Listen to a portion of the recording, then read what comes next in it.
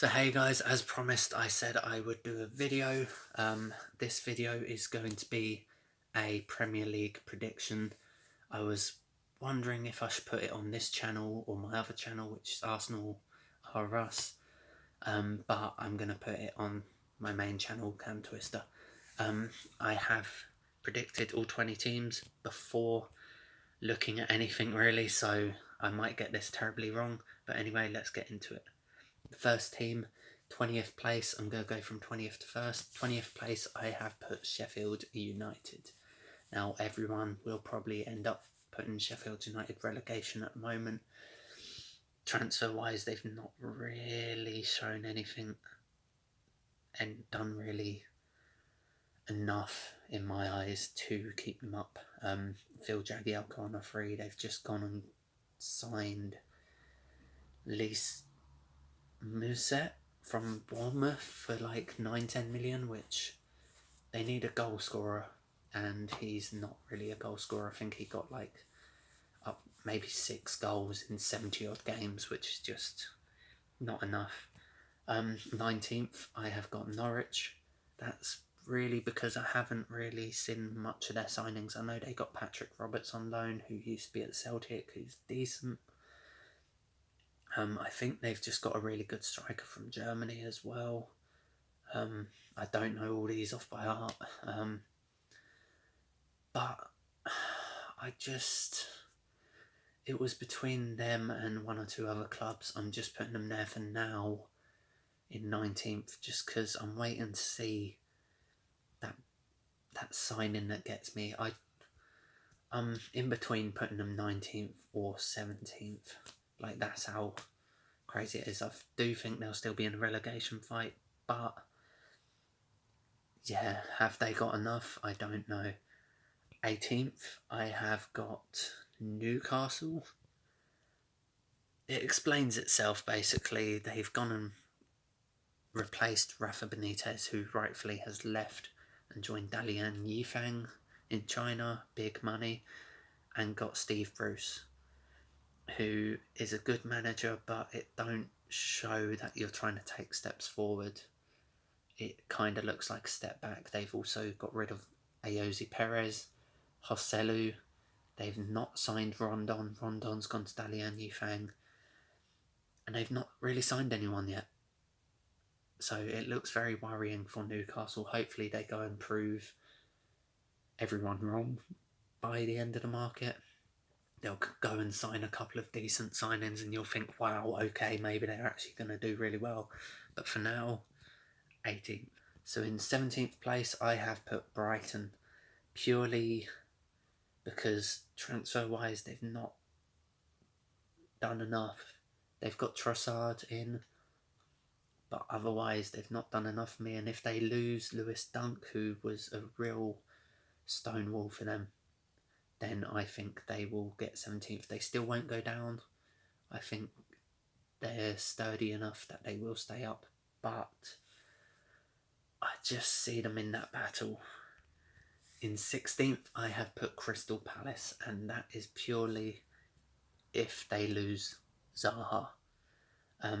They look as though they're going to try and replace Wan-Bissaka, who they lost to Man United. They seem to be bidding for Reece James and Cole Jenkinson at the moment, so it looks like they're trying to replace Wan-Bissaka at least. Hopefully they will, if they do lose Zaha to Arsenal, they will replace him really well. I'm not a Palace fan, I'm an Arsenal fan, but I think they will, if Zaha goes, they will try and replace him really well. If they do get Reece James, I think that is a good signing to get to replace Wan-Bissaka. They have had a £20 million bid rejected, but they probably will go back in 25-30 million, and that should get Reece James done. But yeah, Palace, I see them in that relegation battle, but I see them surviving as long as they get decent signings. In 15th, I have gone for Bournemouth. Now, I'm a bit controversial because I've got a Bournemouth career mode on here, so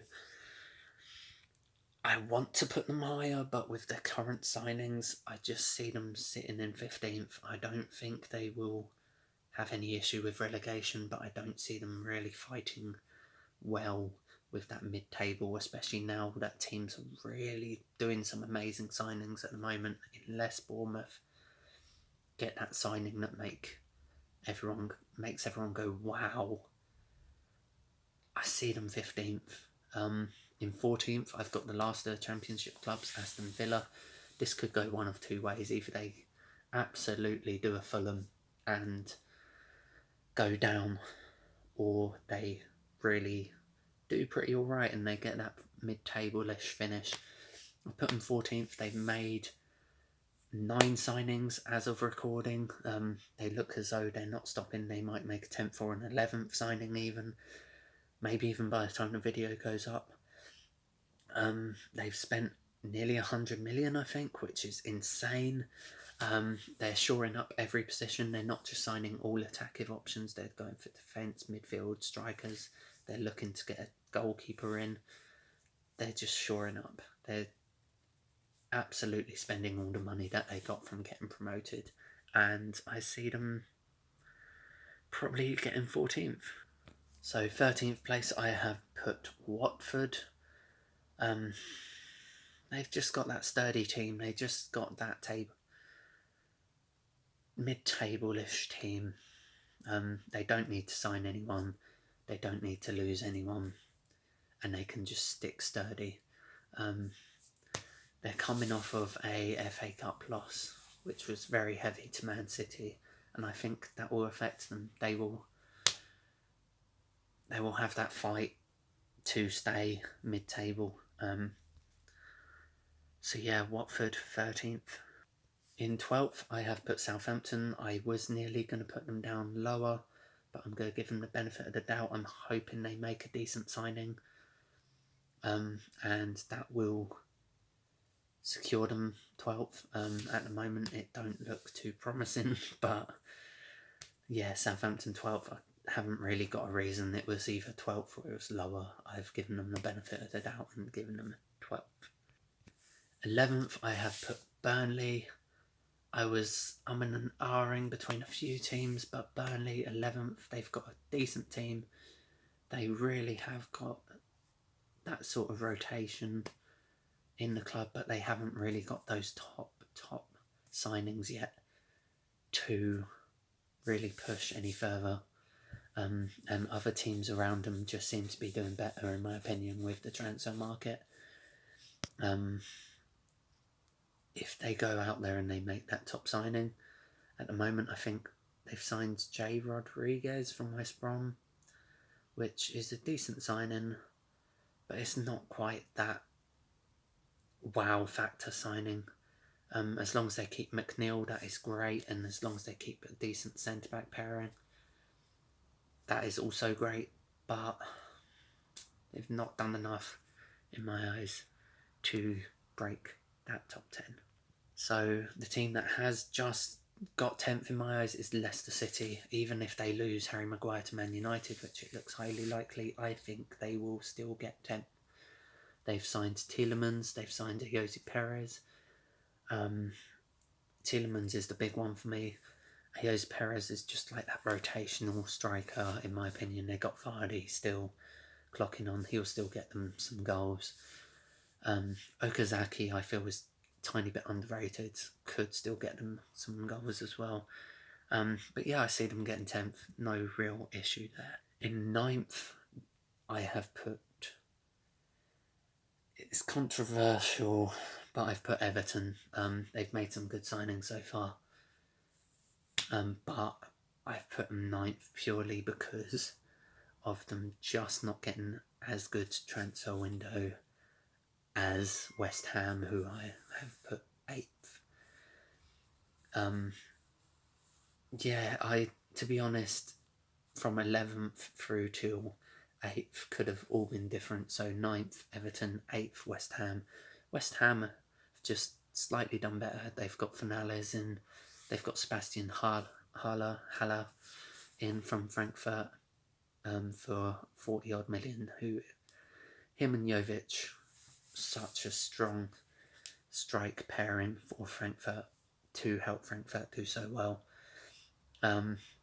So yeah, I've put them just over Everton in 8th. In 7th, I have put Wolves.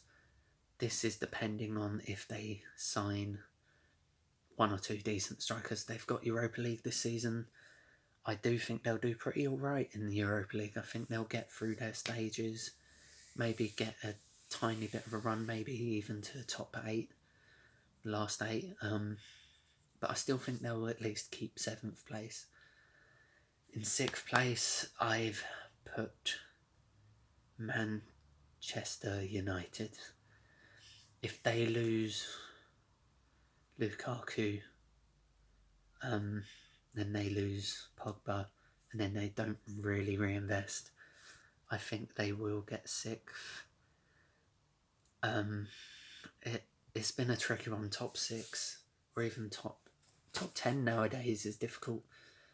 It's just they've gone and got Wan-Bissaka, which is a decent signing that helps defence, but then they've got Daniel James, who is a good signing, but they've not really gone and overly built. They've not gone and got a world-beating striker.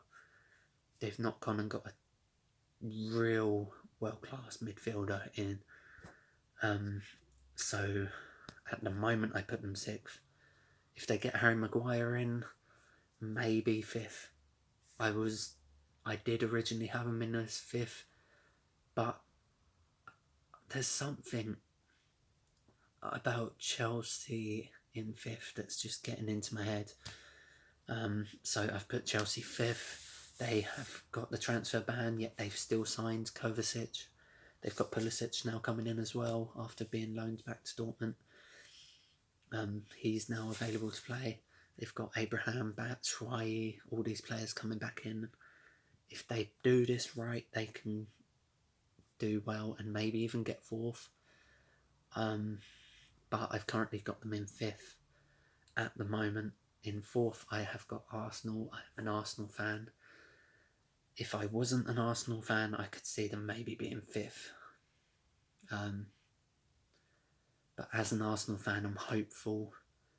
I'm hoping we make some good signings, and we get back into the Champions League. We get that 4th place. In 3rd, it's painful, but Spurs. I don't think they're quite going to break that top 2 yet.